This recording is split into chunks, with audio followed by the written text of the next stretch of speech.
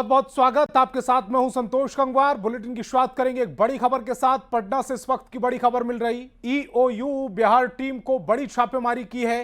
भोजपुर में 4 SIM box के साथ एक गिरफ्तार हुआ है। भोजपुर के नारायणपुर गांव में ईओयू की छापेमारी 4 सिम बॉक्स डिवाइस ईओयू ने बरामद की है। आरोपी मुकेश कुमार को ईओयू ने गिरफ्तार किया है। अंतर्राष्ट्रीय सिंडिकेट से जुड़ा है साइबर ठगी गैंग। सिम बॉक्स से देश भर में ठगी ये गिरोह करता था। बिहार के कई जिलों में ईओयू की एक कार्रवाई जारी है। दूरसंचार विभाग के सहयोग से ईओयू की ये कार्रवाई की जा रही है। बड़ी खबर इस समय आपकी टेलीविजन स्क्रीन पर। और मुजफ्फरपुर से बड़ी खबर है। वैशाली कैनाल नहर का बांध टूटा है। गांव में नहर का पानी घुस गया। गांव के करीब 50 घर प्रभावित हुए हैं। कई एकड़ में लगी फसल प्रभावित हुई। बांध की मरम्मत में जिला प्रशासन की टीम जुटी है। ग्रामीणों के मुताबिक बीते कुछ दिन से नहर का जलस्तर काफी बढ़ गया था, लेकिन समय रहते जरूरी मरम्मत नहीं की गई। इस कारण बांध टूटने की आशंका पहले से जताई जा रही थी।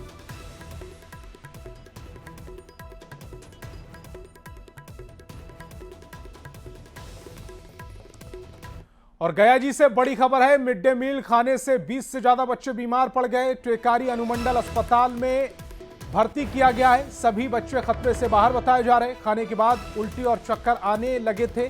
खाने में नहीं मिला कोई जहरीली चीज। कोच प्रखंड के मध्य विद्यालय निसरपुर का यह पूरा मामला है।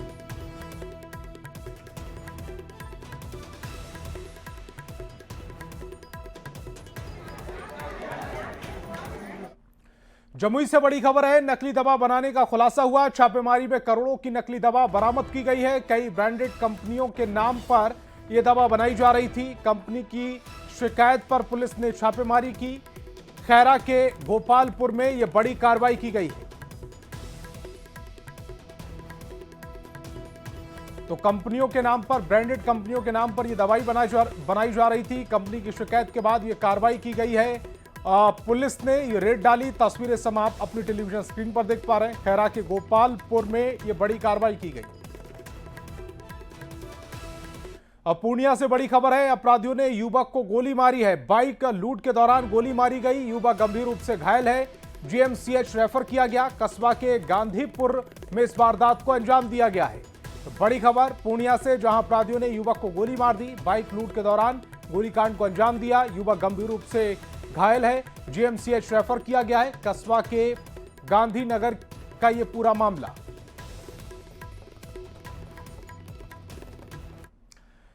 आशा और ममता दीदियों के मानदेय बढ़ाने पर स्वास्थ्य मंत्री मंगल पांडे ने सीएम नीतीश कुमार को धन्यवाद दिया। उन्होंने कहा कि इसका सकारात्मक लाभ स्वास्थ्य विभाग के कार्यों में दिखाई देगा। स्वास्थ्य मंत्री ने कहा है कि बिहार में अगस्त महीने में फिर से बम्पर बहाली होगी और स्वास्थ्य विभाग में आचार संहिता से पहले 22,000 नए पदों पर फिर से बहाली होगी। मंगल पांडे से बातचीत की न्यूज 18 संवाददाता रजनीश कुमार ने। बिहार में अगस्त महीने में माना जा रहा है कि तोहफे का महीना होगा, क्योंकि इसके बाद आचार संहिता लागू हो जाएगा।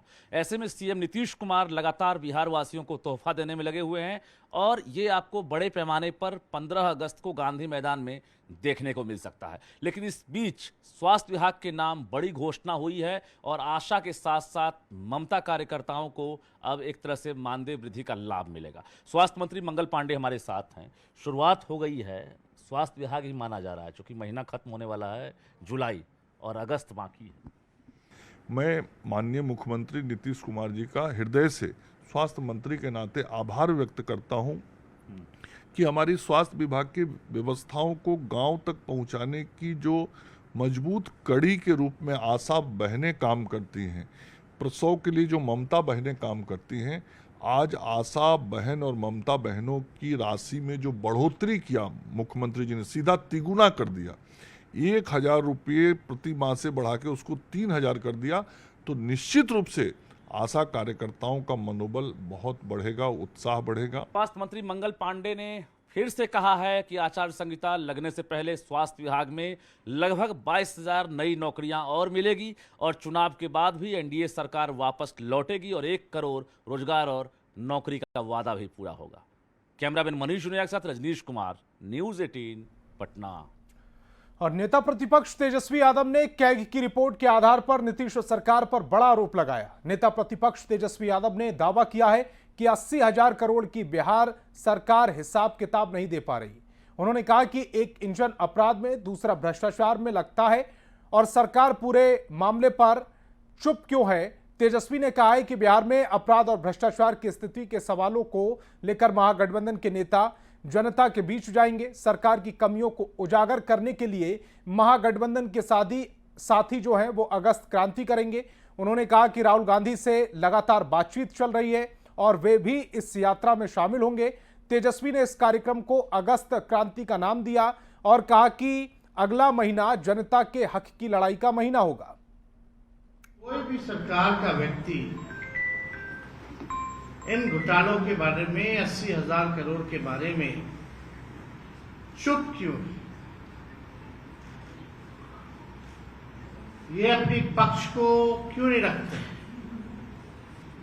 कि आखिर ये मामला क्या है? क्यों नहीं बिहार सरकार जो है अब तक हिसाब किताब जो है दे पाई? इस मुद्दे को तो जनता के बीच हम लोग ले ही जाएंगे। राखी के बाद, रक्षाबंधन के बाद हम सब लोग जो है जनता के बीच हैं। और ये अगस्त का महीना, अगस्त क्रांति यानी क्रांति का महीना है और जनता के बीच अपने जाकर के हर एक मुद्दे को हम लोग स्पष्ट रखेंगे। और नेता प्रतिपक्ष तेजस्वी यादव के आरोप पर एनडीए के नेताओं ने जवाब दिया। एनडीए के नेताओं ने तेजस्वी यादव पर भ्रम फैलाने का आरोप लगा दिया। कर ले, यह जनता का विश्वास खो चुकी है, जनता का विश्वास दोबारा नहीं हासिल करने वाली।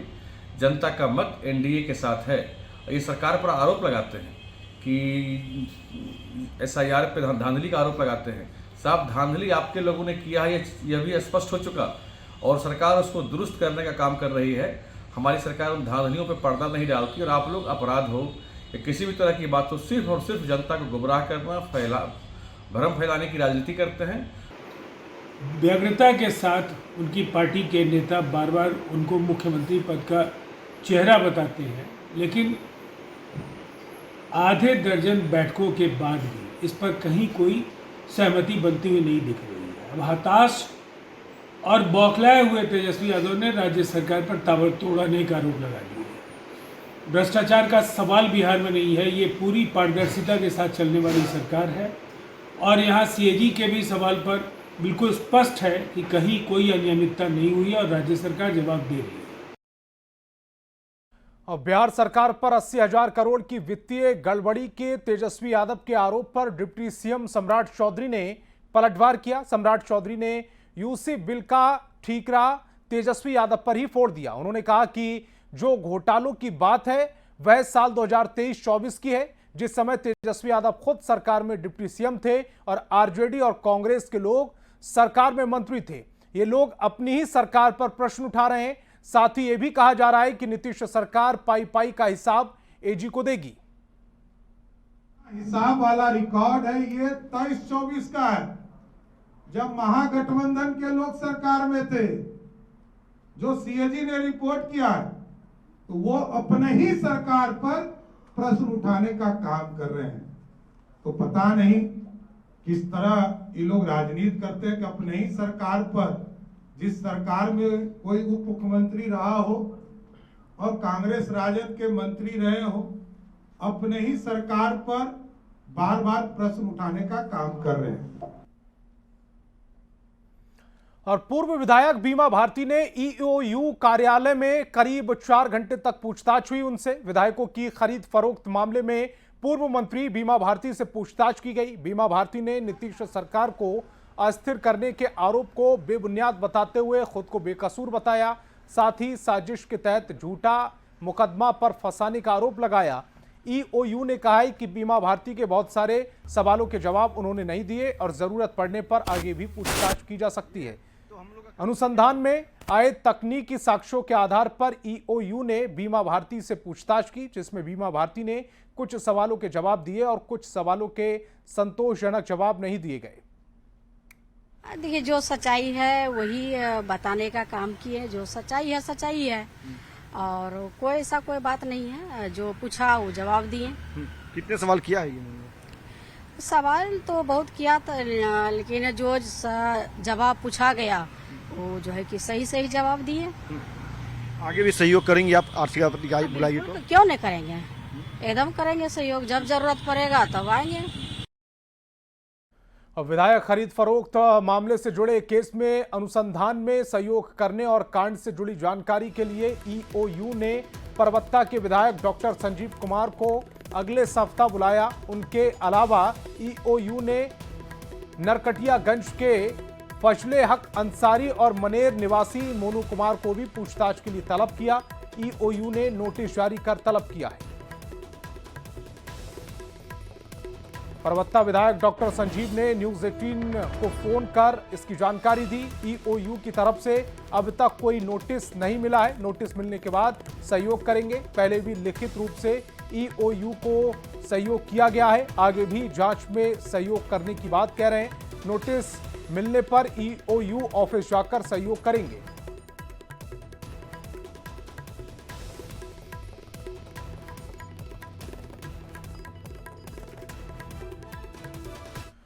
और गोपालगंज से बड़ी खबर है। सदर बीडीओ जितेंद्र कुमार पर कार्रवाई हुई है। डीएम ने निलंबन के लिए विभाग को रिपोर्ट की है। एसआईआर के दौरान बिना सूचना के गायब थे बीडीओ।